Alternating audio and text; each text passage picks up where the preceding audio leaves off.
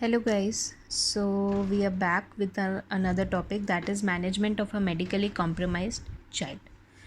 So in that we'll start first with the respiratory disease. In respiratory disease, first we'll be talking about the cystic fibrosis. What is a cystic fibrosis? It is characterized by a multisystemic disease which affects the pancreas, multisystemic disease affecting pancreas which causes the digestive enzyme deficiency. Again, cystic fibrosis, multisystemic disease affecting pancreas causing the deficiency of digestive enzyme. Digestive enzyme कम होंगे तो क्या होगा? Of course, we will get GIT problems. Another thing which is associated with cystic fibrosis is the pulmonary and the sweat gland disorders. That is, it causes retention of mucus in the lungs. If mucus will be retained in the lung, then of course it will cause the infection and obstruction of the lungs, which ultimately leads to bronchitis and pneumonitis in children. So multisystemic disease affecting pancreas which causes deficiency of the digestive enzymes, which causes GIT problems. Other, it affects the pulmonary as well as the sweat glands. It causes mucus retention. It causes infection and obstruction in the lungs, which causes bronchitis and pneumonitis in children. So what are the oral manifestation we'll be seeing? Variable degree of discoloration of the tooth. Why? Because of this kind of infection, they are treated with the tetracycline, and as we know, tetracycline causes discoloration of the tooth. Next is the oral ulcerations, and if you are treating the children under sedation or nitrous oxide or general anesthesia, it can only be done after the consent of a physician. Why? Because we know, because it causes the infection and obstruction of the lungs. That is why physician consent is very important. Patient must always be treated in upright position. So this is done for cystic fibrosis. Next we will start with bronchial asthma. It is narrowing of the airway. Asthma में क्या हो जाता है? Narrowing of the airway. Symptoms: cough, chest tightness and breathlessness. What are the oral manifestations?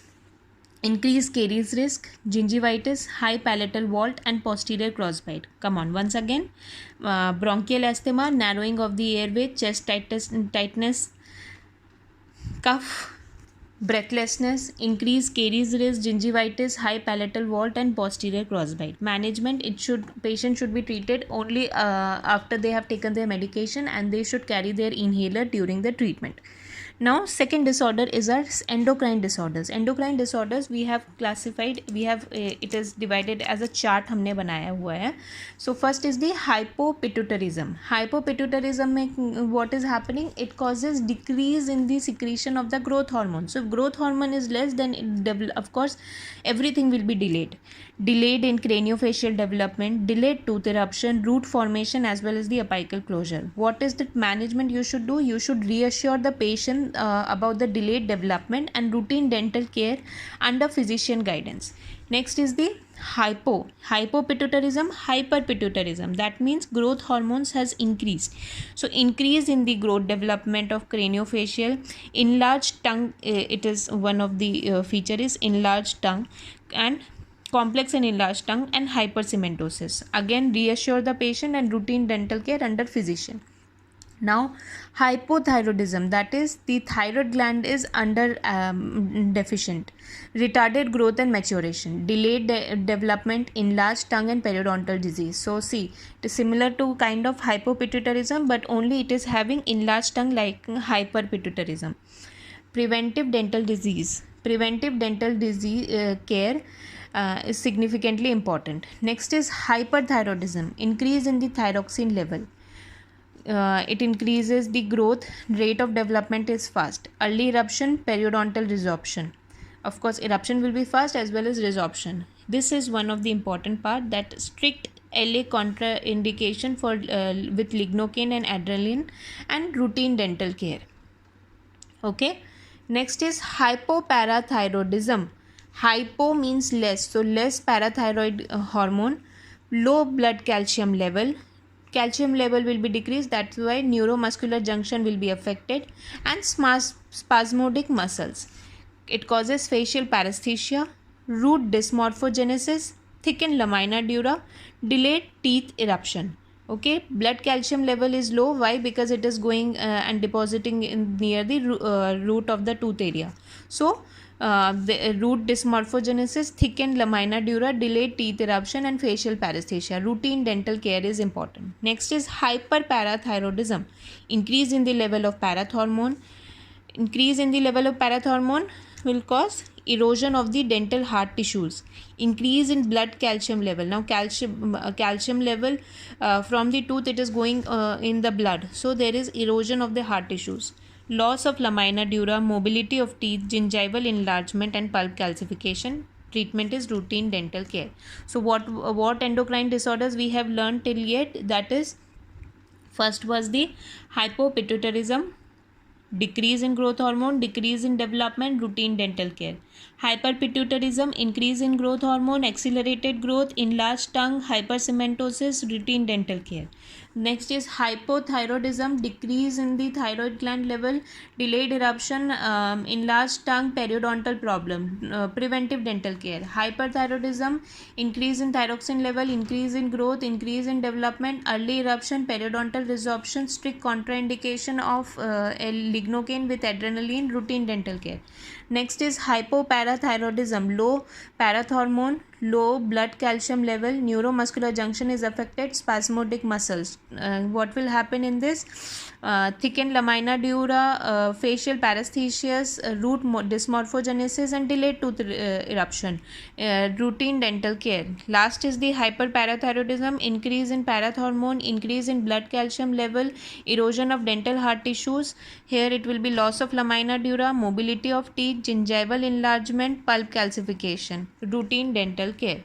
I hope till now we have covered cystic respiratory disease and the endocrine disease. In respiratory, cystic fibrosis, bronchial asthma, endocrine disorders, we have covered hypopituitarism, hyperpituitarism, hypothyroidism, hyperthyroidism, hypoparathyroidism, hyperparathyroidism. Okay, next we will start with bleeding disorders.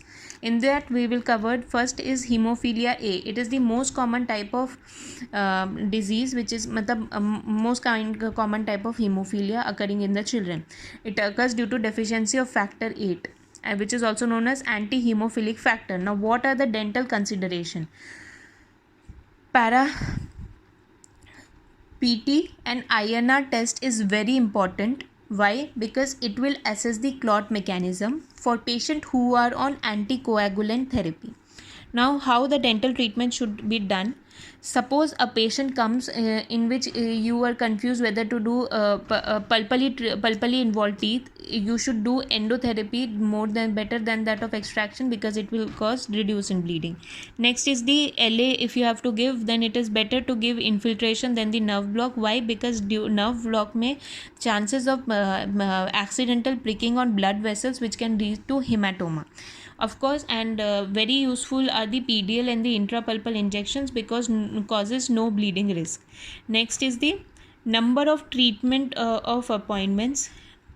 You should reduce it to 2 consecutive days is recommended. Why? Because factor 8 infusion need not be repeated, and the treatment is limited to 2 consecutive days. Now the treatment mode, it should be done in split mouth design under LA, where all procedures on one side of full mouth are completed in one appointment.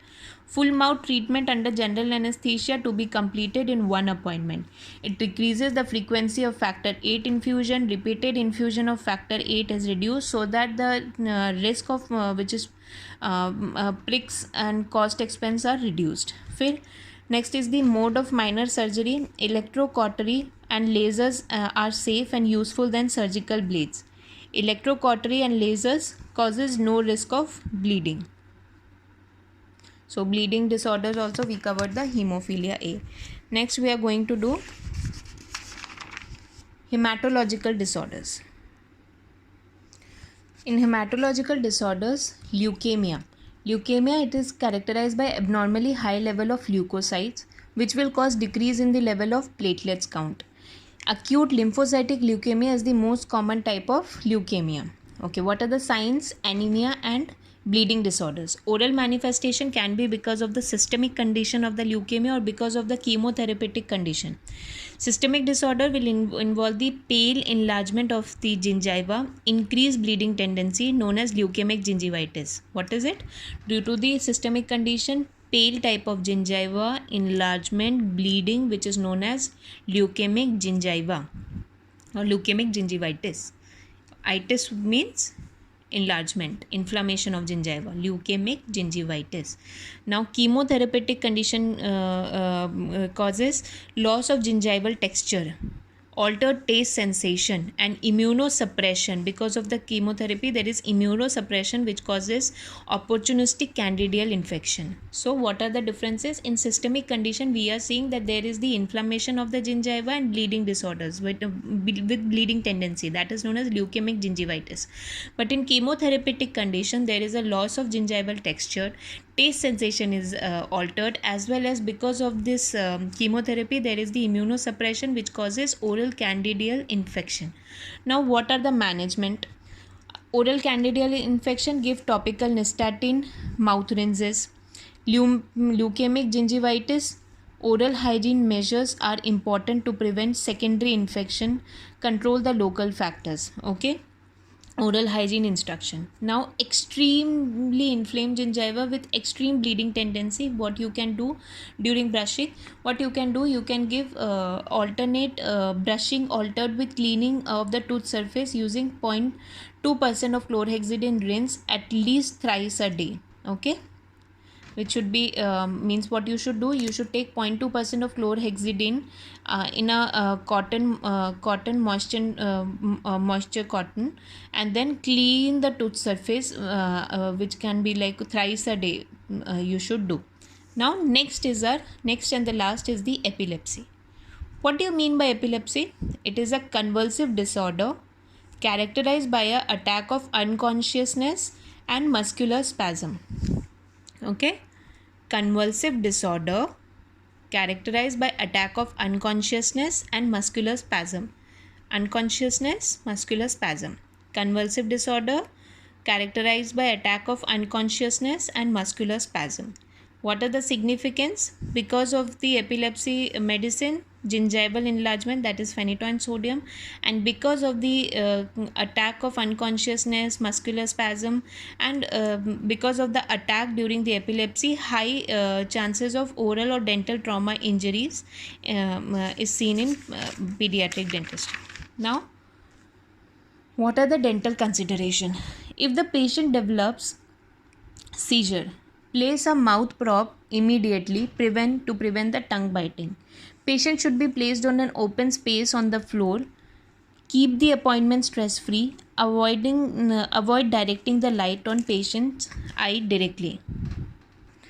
So the management involves in a dental clinic. First of all, the clinician should stay calm and composed. Ensure safety by removing the potential hazards, any sharp instruments or dental instruments, whatever are there, remove them. Ensure the safety. Place a soft pillow or a roll towel under the head to protect it from injury. Maintain an open airway and gently turn the head of the patient to the side. Time the seizure and seek emergency medical assistance if it lasts longer than 5 minutes or if there are repeated seizures without regaining consciousness. You should time the seizure at the moment it begin. Seek emergency if it is lasting, seizure is lasting more than 5 years and the patient is not gaining consciousness. Do not restrain the individual during the seizure. Monitor breathing and heart rate. You should monitor all the vital signs, pulse rate, everything. Provide a calm and supportive environment after the seizure. Document the incident, noting duration and specific observations. Follow any specific protocols or instruction provided by healthcare professionals. So these are the management of palsy attack in the dental clinic.